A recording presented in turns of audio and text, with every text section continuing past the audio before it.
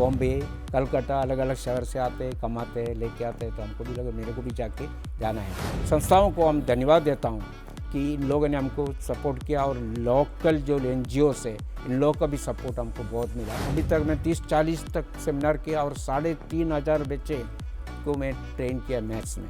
सभी बच्चों को मैथ्स क्यों डिफिकल्ट लगता है? आजकल में ये पाया गया कि थोड़ा बहुत टीचर्स को भी मैं इसमें ये पर टीचर्स का भी रोल है, जिसका बेस बराबर करके आगे जाएगा पक्का। मैं बोलता हूँ maths is the best subject. Kerala से इतना ब्यूटीफुल जगह से लेके इधर आया, अभी मेरा कर्मभूमि कच्छ है। ગાંધીજીનો એક સુંદર વિચાર છે કે the best way to find yourself is to lose yourself into service of others. એટલે કે જો તમારે પોતાની જાતને પામવી હોય ને તો બીજાની સેવા તો તમારે કરવી જ પડે. સેવાભાવી એક ખૂબ સુંદર આપણી લાગણી છે, અને જે સેવાભાવી લોકો હોય છે તેમની સાથે રહેવું પણ એક લહાવો છે. તમે સમાજ સેવાની જ્યારે વાત કરો ને ત્યારે એક તમને વહેતી નદી જેવી લાગે, આમ નમ્ર લાગે, શાંત લાગે, પણ જે ગામને અડે, જ્યાં જ્યાં ધરતીને તે અડે ને ત્યાં માત્ર વિકાસ જોવા મળે. એટલે કે જ્યારે સમુદ્રના જે તરંગો હોય ને એટલો પરિવર્તન એ ધરતી પર એ લાવી શકે છે. નમસ્કાર દર્શક મિત્રો, હું છું બેલા 40,000 અને આપ સર્વેનું સ્વાગત છે આજના કાર્યક્રમ ગુડ મોર્નિંગ ગુજરાતમાં. આપણી સાથે આજે સ્ટુડિયોમાં એક એવું જ વ્યક્તિત્વ ઉપસ્થિત છે જે સમાજની સેવા તો કરે જ છે, પણ તેમનું મેઇન ફોકસ બચ્ચોના, બાળકોના એજ્યુકેશન પર છે. એટલે કે જે મેથ્સ કે જે બાળપણથી લોકો ભય અનુભવતા હોય છે, એ લોકોને એવું હોય છે કે મેથ્સ એટલે સૌથી ડિફિકલ્ટ સબ્જેક્ટ, તો એ ડિફિકલ્ટીને કેવી રીતે દૂર કરવાની એ એમનો મેઇન એક પકડ છે. તો મળીએ ઉન્ની સરને. उन्नी सर, आपका बहुत बहुत स्वागत है. दर्शक मित्रों, तमने ए पण जणावी दઈએ કે કચ્છ મલયાલી વેલફેર એસોસિએશનના એ પ્રેસિडेंट છે અને all India Malayali association Gujarat यूनियनના એ चेयरमैन છે. आपका बहुत बहुत स्वागत है सर आज गुड मॉर्निंग गुजरात में. नमस्कार सबको नमस्कार. पहले मैं दूरदर्शन गुजरात को धन्यवाद देता हूँ कि मुझे इन्होंने यहाँ इनवाइट करके हमारा जो सोशल सर्विस और एजुकेशनल सर्विस के बारे में डिस्कस करने के लिए ये मौका हमको दे दिया. ये पहली बार है हम एक स्टूडियो में आके ये एक्टिविटी के बारे में डिस्कस करता है, इसलिए धन्यवाद. मैं फिर से दूरदर्शन को धन्यवाद, गुजरात दूरदर्शन को धन्यवाद देता हूँ. सर बिल्कुल सही बात है. एक बहुत नॉर्मल बात पूछ के आज के ये हमारी चर्चा की शुरुआत करेंगे कि 1978 Kerala is a beautiful state, बहुत ही सुंदर जगह है, वो छोड़ के अहमदाबाद में जो गांधीधाम बिल्कुल उससे अपोजिट मतलब विपरीत रण प्रदेश है, जो डेजर्ट एरिया है, वहाँ पे आप कैसे शिफ्ट हुए, वहाँ से आपकी जर्नी कैसे शिफ्ट हुई? एक्चुअली मैं BSc 77 में कंप्लीट हुआ था फर्स्ट क्लास में कलिकट यूनिवर्सिटी से. मेरा नेटिव है केरला में पालकाड में, वट्टपालम करके एक तालुका है, उधर ही है. तो हमको उधर क्या है, सब लोग बाहर से आता है तो हम नौकरी करने के, हम तो केरला से बाहर निकला नहीं था, तो हम भी सोचा हमको बाहर ले आके कुछ अच्छा नौकरी करके कमाने का. इसी के रट्टे से मैंने वहाँ से छोड़ दिया कि बाहर जाएगा तो हमको ज़्यादा पेमेंट मिलेगा, केरला से ज़्यादा बाहर पेमेंट मिलता है, ऐसा था विश्वास. बस 22 ईयर्स का था मैं उस टाइम में, तो हमको भी ऐसा लगता था बाहर जाके कुछ कमाने का है. लोग बॉम्बे, कलकत्ता, अलग अलग शहर से आते हैं, कमाते हैं, लेके आते हैं, तो हमको भी लगा मेरे को भी जाके जाना है. ऐसा नहीं हमारा टीचिंग लाइन में हम कर सकता था, पापा मेरे को बोला भी था तुम इधर रुको, उनको टीचिंग लाइन में टीचर बना देगा. नहीं, बाकी लोगों को देख हमको भी लगा कि जाके बाहर जाके कमा के आएगा तो अच्छा लगेगा. इसलिए मेरा सिस्टर के पास आया मुंबई में, वहाँ करीब 1 साल तक वहाँ रुका है कि मुंबई में. वहाँ मैं टीचिंग लाइन में स्कूलों में टीचिंग करते थे. फिर मेरा एक कसिन सिस्टर के हस्बैंड इधर इफ़को कंडला में सीनियर मैनेजर में थे पर्सनल डिपार्टमेंट. तो उन्होंने बोला कि यहाँ से अच्छा जगह है गांधीधाम कच्छ, वहाँ पे अच्छा कंपनी है इफ़को, इसमें आ जाओ. उसने एप्लीकेशन मंगाया, फिर वहाँ इंटरव्यू सेलेक्ट हो गया. इसलिए मैं बॉम्बे से, उस टाइम में ऐसा था मुंबई से छोड़ के कच्छ में गया, मेरे को तो ऐसा लगता मैं कहाँ जगह पे आ गया है. गांधीधाम कैसा है और मुंबई कैसा शहर. तो फिर मेरे को दिल ही नहीं था मेरे को वापस जाने का, ऐसा थोड़ा टाइम. तो फिर धीरे धीरे एडजस्ट हो गया. 3 साल का ट्रेनिंग के बाद मैंने इंस्ट्रूमेंटेशन में ज्वाइन किया. 1982 में मैं कंफर्म हो गया. उसके बाद मैं खुद इंटरेस्ट ले लिया और बहुत सारा मॉडिफिकेशन कंपनी में किया इफ़को में। जी, इफ़को मतलब बहुत सा रेप्यूटेड हाँ, कंपनी है। इफ़को सबसे बड़ा एशिया में सबसे बड़ा फर्टिलाइजर है। आज मैं मेरे को गर्व से मैं बोलता हूँ मैं इफ़को से रिटायर्ड हूँ। बिल्कुल। तो आप बोल रहे हो कि आपने वहाँ पे भी बहुत सारा डेवलपमेंट किया, तो वो जर्नी कैसी थी सर इफ़को की? इफ़को के तो बहुत अच्छा चांस से बहुत सारा टेक्निकल प्रॉब्लम आता था। हाँ। टेक्निकल प्रॉब्लम आता तो मैं वो लेके घर पे जाता था, इसको सोल्यूशन ला के ही मैं कल आऊँगा। फिर उसके पीछे पूरा रात बैठेगा तो सोल्यूशन लेके ही मैं दूसरा दिन जाता था, क्योंकि कॉम्प्लिकेटेड सर्क्यूट्स है, उसको कैसे सुधारेगा। अपना लोगों को टेक्नीशियंस लोग बोलेगा तो बहुत उसका प्रॉब्लम ढूंढने में बहुत तकलीफ है। इसलिए मैंने सोच के ये कैसा भी करके करना, मन चाहे तो कटोरी में गंगा, ये तेरे में मैंने सोच के रखा कि हम पूरा रात का एक बार अपने प्रॉब्लम लेके गया, 3 बजे मेरे को सोल्यूशन आया। दूसरा दिन सुबह में मैं प्रसन्न किया, मेरा बॉस बहुत खुश हो गया। इस तरह से मेरे को तो मोटिवेशन मिलता रहा। इफ़को से बहुत सारा चीज़ मैंने मॉडिफिकेशन किया और प्रोडक्ट अल्टीमेटली प्रोडक्टिविटी भी इम्प्रूव हो गया। इफ़को से हमको तो बहुत सारा सर्टिफिकेट मिला है मॉडिफिकेशन के लिए। तो आपका जर्नी मैंने एंजॉय किया, मेरा एंजॉय विद एंजॉयमेंट। मतलब जो प्रॉब्लम है उसके सॉल्यूशन ढूंढने का जो आपका चक्कर था वो इफ़को से ही शुरू हो गया। इफ़को से ही शुरू होगा। इफ़को बहुत अच्छा ऑर्गेनाइजेशन है। हाँ, मोटिवेशन भी देता है लोगों को, जो प्राइस मनी देता है, सर्टिफिकेट देता है, इससे ज़्यादा क्या चाहिए। सबके सामने रिपब्लिक डे या अगस्त 15 लार्ज पब्लिक के सामने हमको इज्जत देता है। हाँ। तो हमको भी एक मोटिवेशन मिलता था तो और करने का। बिल्कुल सर, 2001 वॉज चेंजिंग टाइम, जो वो टर्न लेती है लाइफ, बहुत सारे कच्छ के लोगों के लिए भी वो टर्निंग पॉइंट था, और आपके जीवन में भी वो जो अर्थक्वेक का जो मतलब बिल्कुल ही सभी के लिए बहुत दुखद घटना थी वो, तो उस जो ये इंसिडेंट हुआ उसमें आपका एक जर्नी बहुत चेंज हो गया। आपने वहाँ पे समाज सेवा शुरू कर दी, तो उसकी जर्नी के बारे में बताइए कि वो कैसे शुरू हुई। एक्चुअली जिस दिन जो अर्थक्वेक हुआ था, मैं घर के अंदर ही था।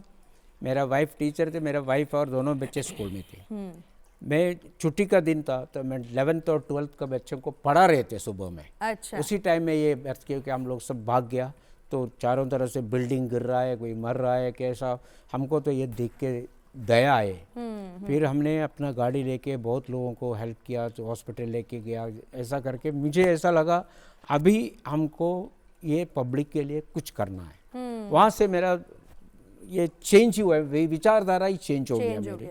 तो उस टाइम से मैंने पूरा कच्छ के अलग अलग जगह पे जाके वीडियो अपना खुद का खर्चे पे वीडियो शूटिंग करके ले पूरा अलग अलग एरिया पे, बच्चा हो, अंजार, भुज, ऐसे जगह पे जाके पूरा वीडियो लोगों का समस्या क्या प्रॉब्लम है, कैसा क्या हुआ, क्या सब पूरा रियल फैक्ट उनको इंटरव्यू लेके पूरा कंप्लीट उतार के मैं केरला चला गया। अच्छा। फिर केरला में बहुत सारा मीडिया को अप्रोच किया, केरला चीफ मिनिस्टर को भी अप्रोच किया कि कुछ करिए अपने लोगों के लिए। तो उन्होंने बोला, हमने गुजरात चीफ मिनिस्टर से बात किया, चीफ मिनिस्टर केरला सीएम तो EK नायनर था, उन्होंने बोला हमने बात किया है, वो करते हैं कुछ। फिर मीडिया वाले से भी कहा कुछ आप लोग करिए। तो मलयालम मनोरमा चैरिटेबल ट्रस्ट एक लीडिंग न्यूज़पेपर है, उन्होंने बोला कि हमारा प्रोजेक्ट भुज में आ रहा है। अच्छा। तो उस टाइम में हम कुछ करेंगे करके फिर तो भूल गया। फिर 1 साल के बाद हमने रिमाइंड किया, तभी उन्होंने भुज में आया तो हमको बुलाया। फिर बोला कि आपका हेल्प से हम ज़रूर करेंगे आपका डिमांड। भुज का प्रोजेक्ट के साथ आदिपुर में कच्छ में एक मलयालम मनोरमा चैरिटेबल ट्रस्ट छोटा सा एक कॉलोनी बनाया। उसका जो की हैंडिंग ओवर सेरेमनी उधर का MLA नीमाबेन आचार्य ने किया था। अच्छा। उस टाइम में 2003 में। तो उसके बाद पूरा सबको ये हो गया, जो एकदम जेन्युइन केस ढूंढ के किया था।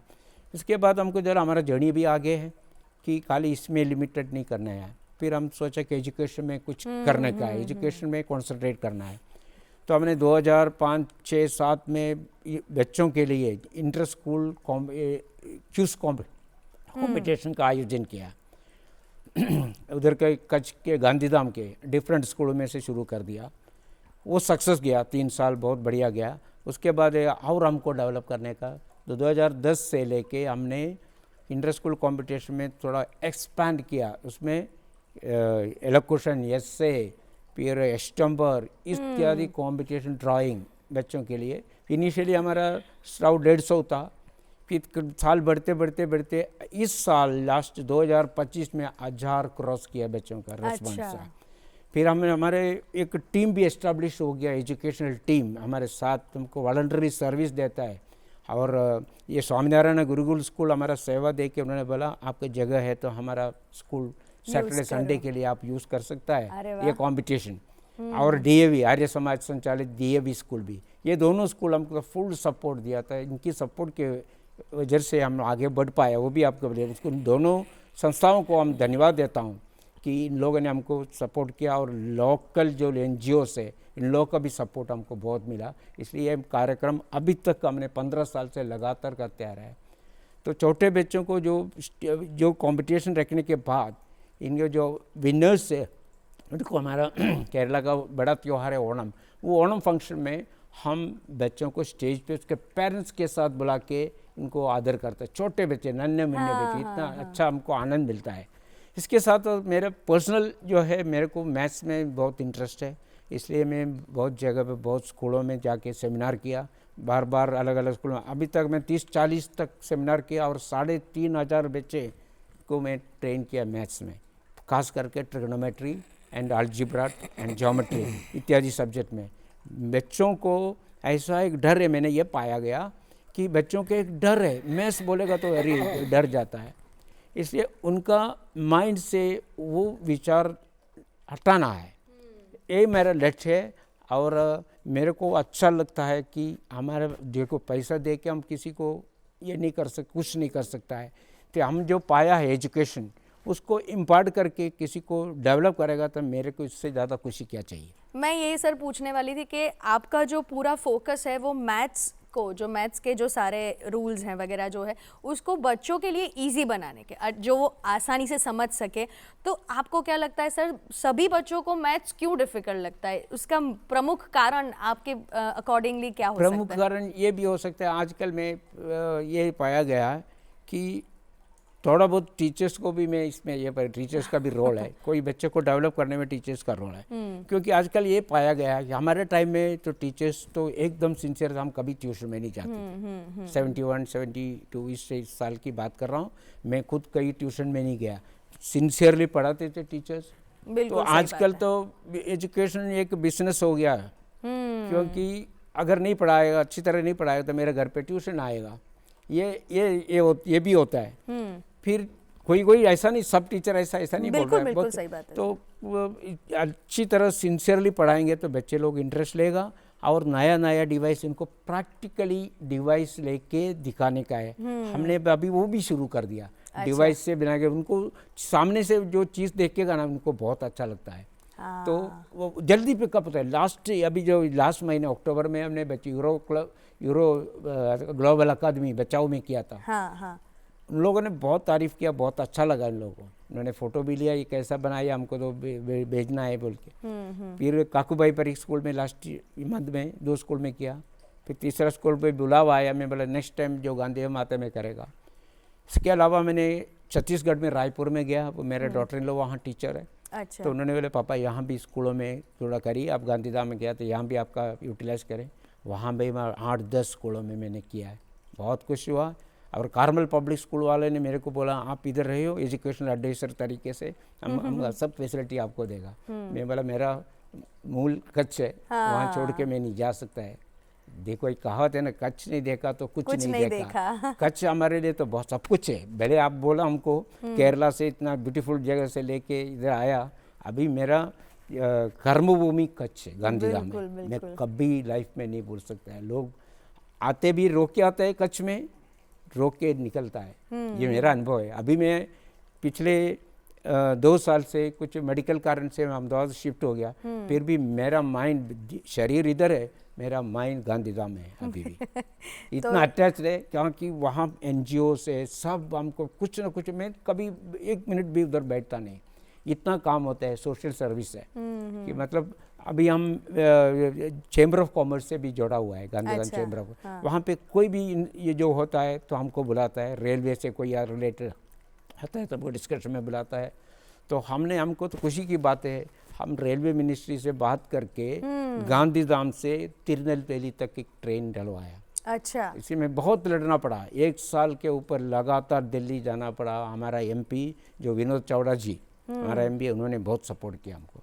उन्होंने हमको रेलवे मिनिस्टर तक लेके गया, रेलवे मिनिस्टर से बात किया, तो बाद में उन्होंने डिक्लेयर किया ये ट्रेन चालू कल नेक्स्ट वीक चालू होगा, ये भी कर दिया। फिर यहाँ भी बाढ़ होता है, सोशल सर्विस में हम लोग बाढ़ होता है। अभी केरला में बाढ़ हुआ था 2018 में, वहाँ पे हम लोग गया, पूरा सेवा 1 हफ्ते का सेवा दिया। और मानवता ग्रुप करके दूसरा एक NGO है, वो भी हमारे साथ आया था, उन लोग भी। फिर उन लोग को सेवा दिया, लोगों को डिस्ट्रीब्यूट किया। और केरला गवर्नमेंट को भी एक चेक हमने दे दिया, केरला चीफ मिनिस्टर को, इसके लिए रिहेबिलिटेशन के लिए। इसके बाद इधर 2017 में आपको बनासकांठा में फ्लड हुआ, वहाँ भी हम जाके लोगों को सेवा किया। तो हम तो कुछ इच्छा नहीं करता है, लोगों को कल्याण करने का सेवा। और दूसरा हमारा थीम है, हमारा समाज का भी थीम ये है, यूनिटी इन डाइवर्सिटी, सबको साथ में लेके चलना है। अभी हमारा जो रिसेंटली हर साल हमारा ओणम फंक्शन होता है, उसमें मोस्टली गुजराती लोग, सिंधी लोग, पंजाबी लोग भाग लेते हैं, मोस्टली नॉन गुजरात मलयाली से 99%। आपको लगेगा नहीं ये केरलाइट नहीं है, अब डांस वगैरह देखिएगा तो अरे वाह, इतना कर रहा है। यूनिटी इन डाइवर्सिटी, हम जहाँ भी रहता है सबको साथ में लेके चलना है, वही हमारा थीम है। बहुत सुंदर। हाँ, इसलिए स्कूलों में कि हमको जाके अभी भी अहमदाबाद आया तो मुझे अहमदाबाद में मैं 2-3 स्कूल को अप्रोच किया डायरेक्ट, तो उन लोग कोई इंटरेस्ट नहीं जताया। हाँ, फिर अहमदाबाद केरला समाजम का जो एजुकेशनल सेक्रेटरी है ट्रस्ट की, उनके KM शशिधरन करके, उनको मैंने बात किया, बोला हाँ हमारा स्कूल में करो।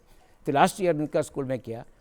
उसके बाद हमारा जो इफ़को रिटायर्ड एम्प्लॉयज़ का एक ग्रुप है, हाँ। अपना परिवार करके, उसमें नितिन मेहता और तेजस रावल 2 व्यक्ति लगातार सेवा में लगे पड़ी है।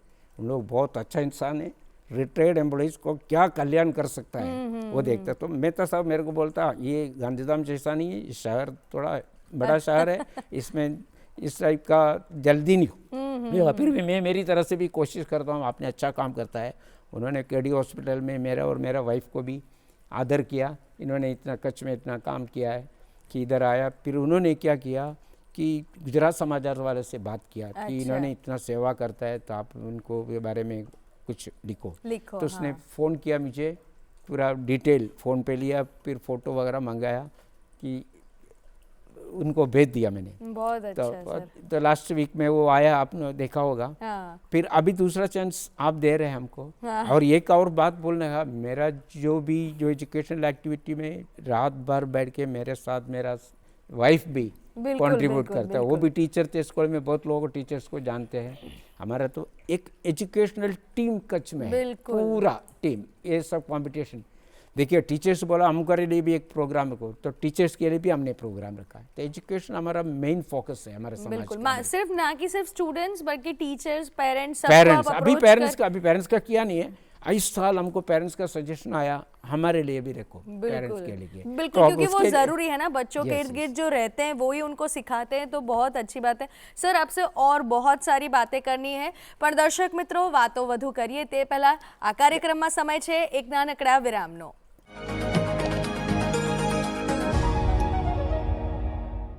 દર્શક મિત્રો, વિરામ બાદ આપનું પુનઃ સ્વાગત છે। કાર્યક્રમ ગુડ મોર્નિંગ ગુજરાતમાં આપણે વાત કરી રહ્યા છીએ उन्नी मेनन सर साथे।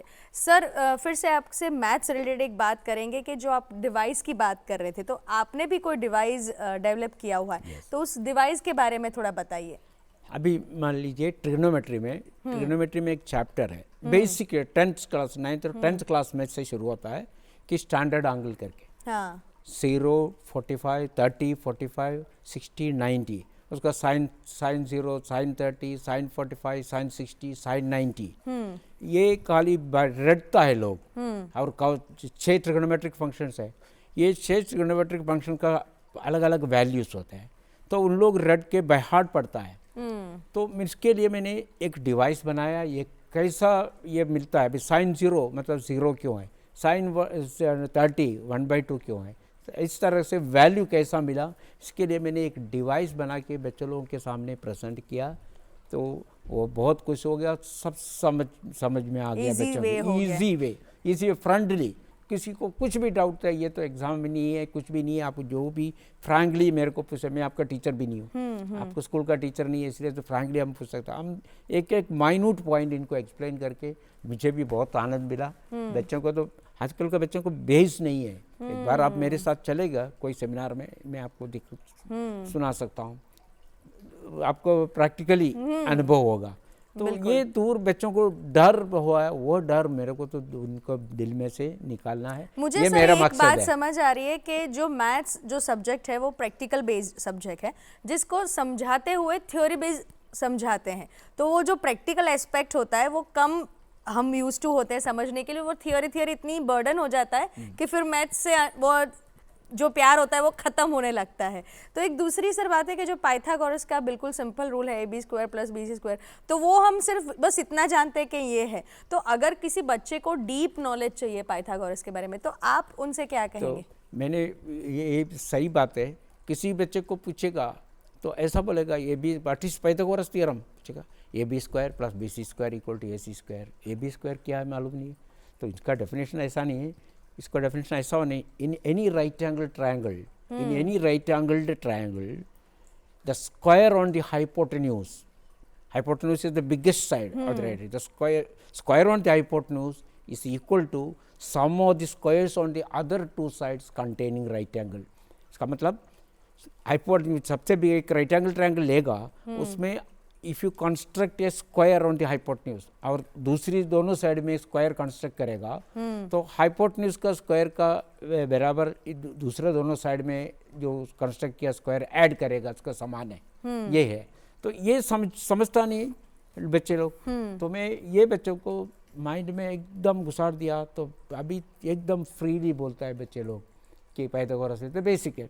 और दूसरा क्वेश्चन पूछता है व्हाट इज ए सर्कल, ऐसा सेंटर होता है, एक रेडियस होता है, यही जवाब मिलता है। तो ऐसा नहीं बोलता है, फिर हम समझाते हैं कि ऐसा है, circle is the locus of A point which moves in such A way that it distance from a fixed point it always remains constant. Right, इस तरह के समझाता है। फिर उनको बताता है एक पशु को आप बांधो ऐसे रस्सी में, वो ऐसा घूमेगा तो सर्कल बनेगा, तो ये जो जहाँ बांधा हुआ वो सेंटर है और जो रस्सा है वो रेडियस है, वो चलने के बाद सर्कमफ्रेंस है। इस तरह से मैं थोड़ा अच्छी तरह प्रैक्टिकल वे में समझाते हैं। बिल्कुल सही बात है सर। दूसरे जो मैथ्स के जो बेसिक क्वेश्चंस हैं जो बच्चे नहीं समझ पाते हैं या काफ़ी मिसकम्युनिकेशन हो जाती है, मिस अंडरस्टैंडिंग भी हो जाती है, वैसे कौन से सब्जेक्ट, वो कौन से टॉपिक्स है, मतलब जो पॉइंट्स है जो बच्चों को मैथ्स में बेसिक से अच्छे से आने ही चाहिए? तो आप एक मकान बनाते हैं, उसको बेस बराबर नहीं है तो मकान कितना टाइम टिकेगा? बिल्कुल टिकेगा नहीं, टिकेगा ना, गिरेगा। मकान का बेस बराबर चाहिए, जिसका बेस बराबर करके आगे जाएगा, पक्का मैं बोलता हूँ maths is the best subject. मैं आपको बोलता हूँ उसको बेस बना के लाओ, उसमें इंटरेस्ट पैदा करो, तो जरूर बहुत बेस्ट सब्जेक्ट है। ऐसा स्कोरिंग सब्जेक्ट कोई नहीं है, 100 में से 100 आप लैंग्वेज में मिल सकता है, मैथ्स में आप पूरा येस और नो करेक्ट आंसर आ गया तो 100 मार्क को देना पड़ता है। And I have scored 100 marks in mathematics first paper in BSc. बिल्कुल, तो हमको कॉन्फिडेंस है अच्छी तरह हम जवाब देगा तो ये कर सकेगा। बिल्कुल। फिर मैथ्स ओलंपियाड भी हम लास्ट ईयर इम्प्लीमेंट किया बच्चों के लिए। यस, अभी ओलंपियाड भी बहुत, मतलब बच्चों ऑल ओवर इंडिया में देखो जो सीबीएसई जो सेंट्रल बोर्ड से पढ़ते हैं उनके लिए ओलंपियाड एक बहुत अच्छा बेस है, जो माध्यम है जिनसे वो पूरे इंडिया से बच्चों के साथ कंपटीशन कर सकते हैं। तो आप ओलंपियाड में क्या करते हैं सर? ओलंपियाड में मैं अलग अलग क्वेश्चंस बनाता है, 10th 11th 12th के लिए 10th बेस्ड क्वेश्चन। अब भी हमने रिसेंटली लास्ट अगस्त में हमने जो हमारा जो इंटर स्कूल एजुकेशनल कॉम्पिटिशन है उसमें इस टाइम में मेरा इंटरेस्ट है, मैंने बोला मैथ्स ओलंपियाड भी रखो, तो सजेशन आया MCQS रखो। MCQS आपको तो मालूम है, मल्टीपल चॉइस क्वेश्चन में किसी में टिक मार कर दो, जो अंधा आम के पेड़ के ऊपर पत्थर फेंकने जैसा है, लगेगा तो लगे नहीं तो ही लेकिन इसमें कोई लॉजिकल आंसर नहीं होती है। हाँ। लॉजिकल आंसर करना तो आपको डिस्क्रिप्टिव टाइप देना है। तो अलग अलग ब्रेन वॉशिंग अच्छी तरह का छोटा लेवल पर 10th लेवल का क्वेश्चन मैंने पूरा बनाया था। फर्स्ट टाइम में इसलिए 14 क्वेश्चन दिया, 7 आंसर करना है। उसमें भी बहुत कम लोग पास ही नहीं हुआ है, ऑलमोस्ट 35% मार्क भी मुश्किल से पाया गया, क्योंकि उसका स्टैंडर्ड अभी बढ़ा नहीं है। तो इस तरह से रखना चाहिए स्कूल में ओलंपियाड रखना चाहिए, ओलंपियाड रख के उसकी नॉलेज आगे बढ़ाना चाहिए बच्चों को। हमने क्या किया कि 1.5 घंटे का पेपर दे दिया, उसमें लिखे कलेक्ट करने के बाद पावर पॉइंट से पूरा डिस्क्रिप्शन दिखाया, कहाँ उन्होंने गलती किया, डाउट है तो पूछो, पूरा क्लियर करके दिया। बिल्कुल असेसमेंट बिल्कुल डिटेल में किया। यस, डिटेल में ये तरीके से होना चाहिए। अभी तक उन्होंने बोला हमने तो ओलंपियाड के बारे में सुना है, कुछ मालूम नहीं हम। तो बोला सर अलग हर साल रखो। मैथ्स का टीचर्स भी प्रेजेंट थे इसमें, तो हर साल रखने के लिए अभी डिमांड आया तो बच्चा कुछ डेवलप कर सके, क्योंकि ये बेस नहीं मालूम है। बेस नहीं मालूम है इसलिए बच्चे लोग को डर लगता है कि बेस के बिना पूरा पढ़ते था, ऊपर से पढ़ के जाता है, इसलिए गलत हो रहा है। मैथ्स ऐसा खराब सब्जेक्ट नहीं है, डरने की और भागने की भी नहीं है, उसमें बच्चों को इंटरेस्ट पैदा करना है, यही हमारा लक्ष्य है। बिल्कुल सर, कोरोना का जब पीरियड चल रहा था तब आपने देखा होगा कि 95% बच्चे कितने टाइम तक ऑनलाइन पढ़े हैं। जो टीचर से 1-to-1 कन्वर्सेशन होते थे वो बिल्कुल एक स्क्रीन आ गई बीच में और स्क्रीन से वो लोग पढ़ते थे। तो आपको क्या लगता है कि वो कोई डिसएडवांटेज था या ऐसी दिक्कत का समय था कि एक दूसरे से मिल नहीं पाते थे, फिर भी एजुकेशन सिस्टम वर्किंग था, तो वो एक एडवांटेज था? वो क्या आप सोचते? उस टाइम के पीरियड के हिसाब से वो दूसरे रास्ता ही नहीं था हमारे पास। हाँ। फिजिकल, क्योंकि दूर भी नहीं रख सकता है, इतना दूर भी हम बैठ नहीं सकता है, ये सब टाइम में तो अपन दूसरे रास्ता नहीं था। लेकिन ऑनलाइन एजुकेशन इतना इफेक्टिव नहीं है मेरे हिसाब से। इतना लोग डाउट नहीं पूछ सकता है कि अच्छी तरह ये नहीं हो सकता, असेस नहीं कर सकता है।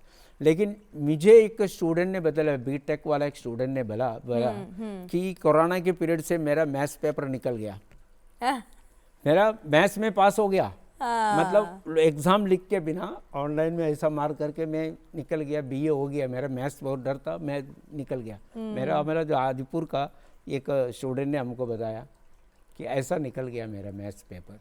तो वो इफेक्टिव नहीं है। उस पीरियड में भी हमने अपनी ऑल इंडिया मलयाली एसोसिएशन की तरफ से एक सेमिनार रखा था ऑल ओवर इंडिया के लिए। फिर उसमें भी हमने मैक्सिमम कोशिश किया कि बच्चों को समझाने के लिए इस तरीके से। लेकिन इतना ऑनलाइन, देखिए ऑनलाइन इतना इफेक्टिव नहीं है जितना रियल क्लास चलाता है, इतना इफेक्टिव नहीं है। वो 1-to-1 कन्वर्सेशन का डिफरेंट इफेक्ट होता है बच्चों पे। सर, जो आप ये सोशल वर्क करते हैं, कोरोना की बात चल रही है अभी, तो कोरोना में आपके सोशल वर्क का कैसा? कोरोना के टाइम में हमने जो गांधीधाम आदिपुर सेक्टर में कि अपने उधर का चैम्बर ऑफ कॉमर्स है, बहुत इनिशिएटिव होता है किनको खाना पहुंचाने में, पैकिंग करने में। तो हम लोग का टीम जाके इनके साथ भी मिलके किया तब उसका काम। फिर एकदम बढ़ गया तो फिर जाना भी, घर से भी रेस्ट्रिक्शन आया, जाना नहीं, रास्ते में भी रोकता है, फिर हमने वो बंद किया। फिर घर पे बैठ के 24 आवर्स हम इसके लिए, किसी का फ़ोन आएगा मेरे को ऑक्सीजन सिलेंडर चाहिए, हमारे घर पे ये हो रहा है, वजह सुबह में 4 बजे से आता है, ये डेथ हुआ, वो डेथ हुआ, इस तरह का हमको तो फिर बहुत बहुत ऐसा लगा, अपने को एक डर की माहौल पैदा हुआ था पूरा। बिल्कुल। फिर भी अहमदाबाद से भी हमको फ़ोन आया था, हम इधर आके फंसा, एक लड़की का फ़ोन आया था, कुछ पढ़ने के लिए आया था डिग्री, तो इधर आके फंसा हुआ कोचिंग का।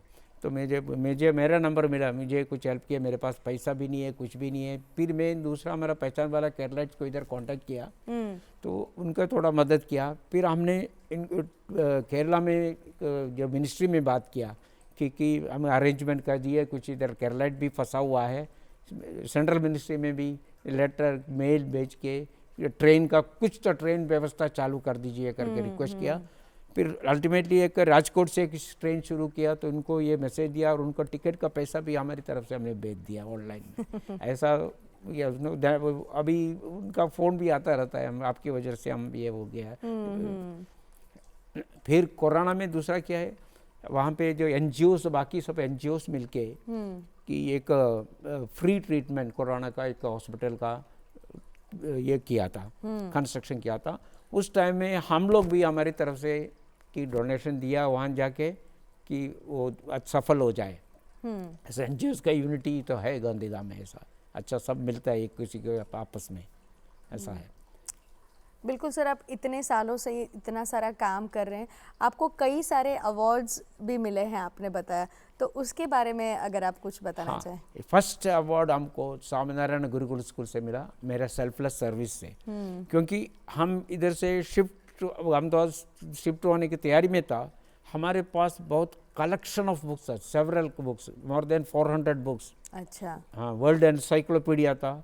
ये दोनों सभी बुक्स मैंने स्वामीनारायण गुरुकुल में डोनेट किया, और आधा बुक DAV पब्लिक स्कूल में डोनेट किया बच्चों के लिए, उनको फ़ायदा हुआ। हम तो अभी ये उम्र में क्या ये सब लेके बैठना, टेक्निकल बुक्स, साइंस है, जनरल नॉलेज, इतना सारा बुक्स दोनों स्कूलों में हमने बांट दिया था।